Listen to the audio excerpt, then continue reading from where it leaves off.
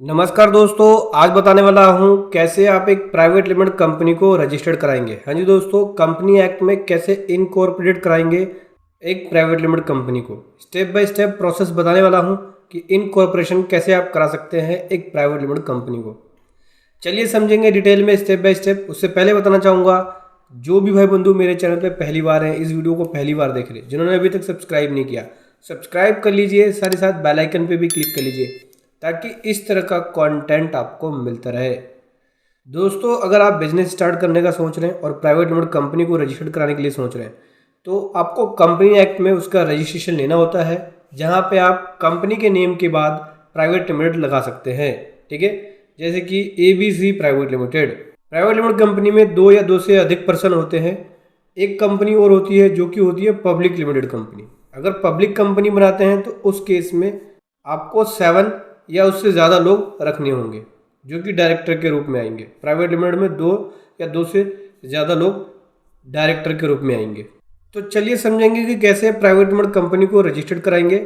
सबसे पहले आपको डिन लेना होता है सभी डायरेक्टर का। जो भी डायरेक्टर आप डिसाइड रखना चाहते हैं, मान लीजिए 2 डायरेक्टर रखना चाहते हैं, तो दोनों डायरेक्टर का आपको एक डिन नंबर लेना होगा, जिसको डायरेक्टर आइडेंटिफिकेशन नंबर बोलते हैं, और ये 8 डिजिट का होता है। इसके लिए आपको DIR 3 फॉर्म भरना होता है कंपनी एक्ट के अकॉर्डिंग। हालांकि जब आप स्पाइस ई फॉर्म भरते हैं तो उसके थ्रू भी आपको डिन नंबर मिल जाता है। इसमें डायरेक्टर के डॉक्यूमेंट्स की क्या क्या रिक्वायरमेंट पड़ती है, उनके फोटोग्राफ की रिक्वायरमेंट पड़ती है, पैन कार्ड की, आधार कार्ड की सेल्फ असिस्टेड कॉपी चाहिए होता है, उनका एड्रेस प्रूफ का। उसके बाद सेकंड स्टेप में जितने भी डायरेक्टर हैं उन सभी के आपको DSC चाहिए होंगे, डिजिटल सिग्नेचर। मान लीजिए 2 डायरेक्टर है तो दोनों के आपको डिजिटल सिग्नेचर चाहिए होंगे। ये डिजिटल सिग्नेचर जो आपका MOA बनता है, मेमोरेंडम ऑफ एसोसिएशन और आर्टिकल ऑफ एसोसिएशन, उस पर साइन करने होते हैं DSC के थ्रू। उस पर DSC लगाना होता है, DSC के थ्रू साइन होता है। और एक DSC चाहिए होगा विटनेस का, जो भी आपका विटनेस होगा। विटनेस के रूप में एक chartered accountant, company secretary, cost accountant या एडवोकेट हो सकता है। उसके बाद तीसरे स्टेप में आपको कंपनी के नेम की कंफर्मेशन करनी होती है कि क्या आपको नेम मिलेगा या नहीं मिलेगा। इसके लिए आप कंपनी की NCA की साइट पे जाके सर्च कर सकते हैं, या फिर स्पाइस ई फॉर्म का पार्ट A भर के, अगर आपको नाम लगता है कि हाँ भाई नाम मिल जाएगा, तो स्पाइस पार्ट A भर के नेम को रिजर्व कर सकते हैं। मैंने पार्ट A वाला जो वीडियो है बना दिया है, चैनल पर जाके देख सकते हैं। जो भी नाम आप बिजनेस का रखना चाहते हैं उस नेम को रिजर्व कर सकते हैं spice E form part A के जरिए।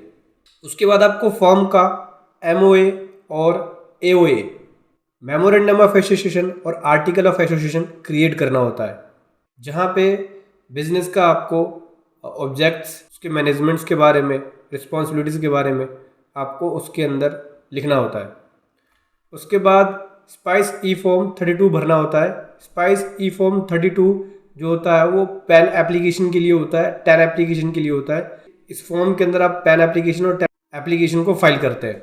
हालांकि ये फॉर्म जो है, जब स्पाइस पार्ट B भरते हो आप, उसके अंदर ये फॉर्म होता है इंक्लूड, तो उसके अंदर आपकी डिटेल चली जाती है। स्पाइस पार्ट B भरोगे तो उसमें सभी फॉर्म होते हैं इकट्ठे ही, चाहे वो ई फॉर्म हो AOA का, आर्टिकल ऑफ एसोसिएशन का, या ई फॉर्म हो MOA का, मेमोरेंडम ऑफ एसोसिएशन का, या फिर आपका डिन के लिए एप्लीकेशन हो एजाइल प्रो, वो भी आपका स्पाइस पार्ट B में आता है, जहाँ पे आपको डिन नंबर, पैन नंबर, कंपनी का incorporation, GST number, ESI, EPF सारा इकट्ठा एक बार में मिल जाता है स्पाइस पार्ट B के अंदर।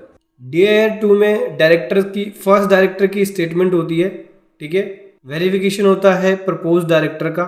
NIC 33 के अंदर मेमोरेंडम ऑफ एसोसिएशन का ई फॉर्म होता है। NIC 34 के अंदर आर्टिकल ऑफ एसोसिएशन का ई फॉर्म होता है। ठीक है, ये भी फॉर्म आपको भरना होता है, इस पर भी डायरेक्टर के डिन वगैरह लगता है। उसके बाद आपको NIC 34 भरना होता है, इसको आप एजाइल प्रो बोल सकते हो। ठीक है, जो GST, ESI, EPF के लिए होता है। एक ही बार में ये फॉर्म भर दो और तीनों चीज़ें आपको मिल जाती है, GST भी, ESI भी और EPF भी, ये तीनों रजिस्ट्रेशन के लिए अप्लाई हो जाता है। तो स्पाइस पार्ट B भरोगे, अलग से मत भरो, आप स्पाइस पार्ट B भर लो। स्पाइस पार्ट B भरोगे तो उसमें ये सारे फॉर्म इकट्ठे आ जाते हैं, चाहे आपका फॉर्म NI NIC 33 हो, NIC 34 हो। NIC 33 किसके लिए हो गया? मेमोरेंडम ऑफ एसोसिएशन के लिए। NIC 34 आर्टिकल ऑफ एसोसिएशन के लिए। ये सब ई फॉर्म होते हैं जो आपको भरने के बाद सभी डायरेक्टर के DSC लगाने होते हैं, विटनेस की DSC लगानी होती है। DIR 2 हो गया डायरेक्टर की स्टेटमेंट, ये भी ई फॉर्म होता है जो कि स्पाइस पार्ट बी के अंदर आ जाता है। पैन की एप्लीकेशन NIC 32, ये भी ई फॉर्म होता है, ये भी स्पाइस पार्ट बी के अंदर आ जाता है। हालांकि मैं अपने चैनल पे स्पाइस पार्ट बी की लाइव वीडियो लेके आऊँगा कि कैसे स्पाइस पार्ट बी भरते हैं। इनकॉर्पोरेशन कराने के लिए बस आपको इन स्टेप्स को फॉलो करना पड़ेगा। अगर आप चाहते हैं कंपनी रजिस्ट्रेशन के लिए पेड सर्विसेज लेना तो वो भी ले सकते हैं। वीडियो के डिस्क्रिप्शन में पेड सर्विसेज का लिंक है। तो समझ गए दोस्तों कैसे आपको प्राइवेट लिमिटेड कंपनी का रजिस्ट्रेशन कराना है कंपनी एक्ट के अकॉर्डिंग। वीडियो कैसे लगी जरूर बताएं। Thank you so much. जय हिंद, वंदे मातरम।